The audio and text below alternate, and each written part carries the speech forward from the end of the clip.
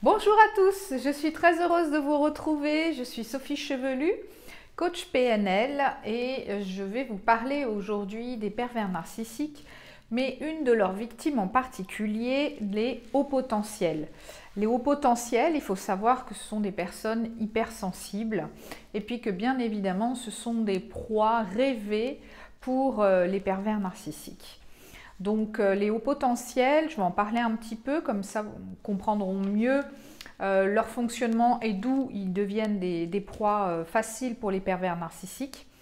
Donc ils ont énormément de ressources, les hauts potentiels. Ce sont des personnes très humaines, dans l'écoute. Ils ont beaucoup de ressources intellectuelles parce qu'ils s'intéressent à tout. Ils ont besoin d'aller en profondeur partout.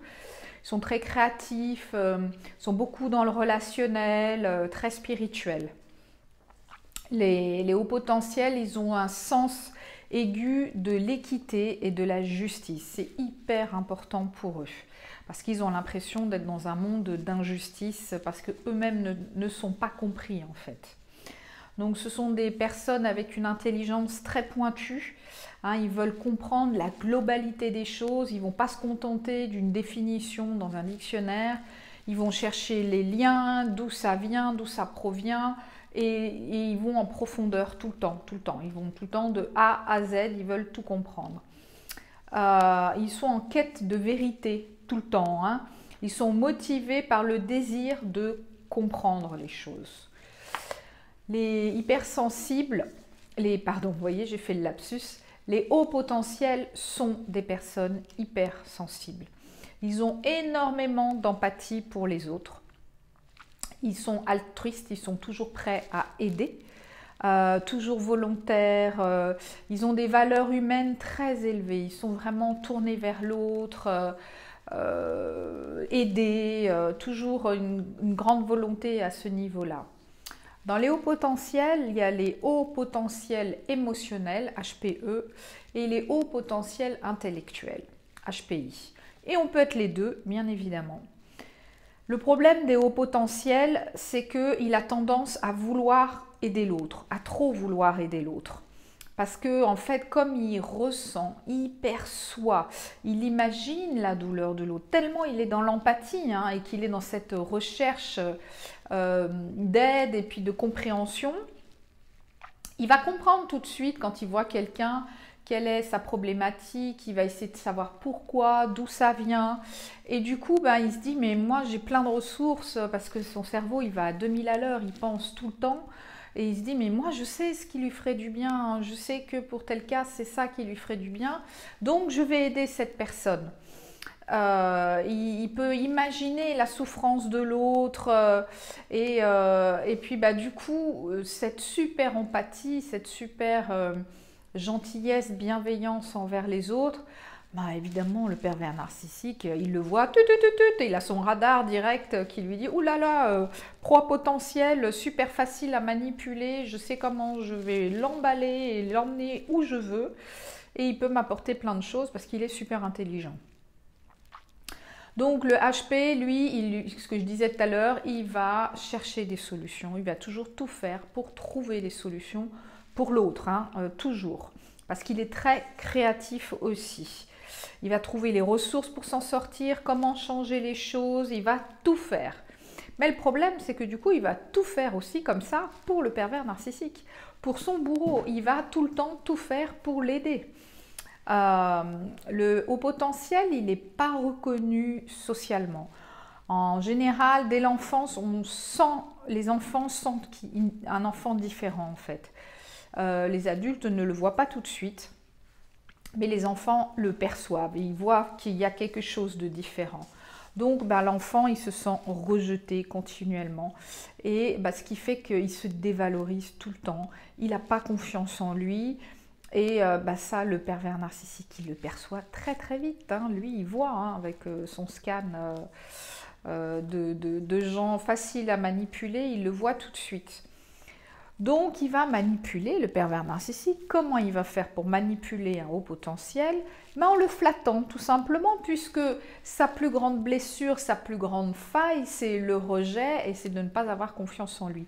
Donc le PN, il va dire, je vais lui apporter tout ce qu'il veut sur un plateau, je vais flatter la personne, lui dire qu'elle la comprend, qu'elle est super intelligente, qu'elle aussi, elle est super sensible, et que c'est pas juste, et que oui, effectivement, il faut valoriser cette personne, qu'il faudrait qu'elle soit reconnue, que c'est inadmissible et tout. Alors, le haut potentiel, il est très content, il se dit, ah, ma chouette, enfin, je suis reconnue, je suis entendue et on me valorise, ah, ça fait du bien.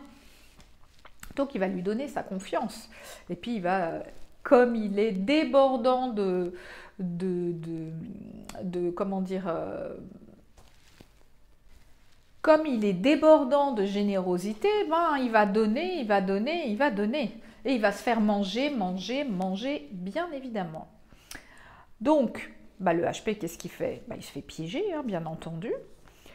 Le HP, il a aussi une très grande ouverture d'esprit. Ce qui va lui permettre de voir les choses, de tout entendre, mais ce qui va aussi lui donner énormément de compassion, beaucoup, beaucoup de compassion et de patience.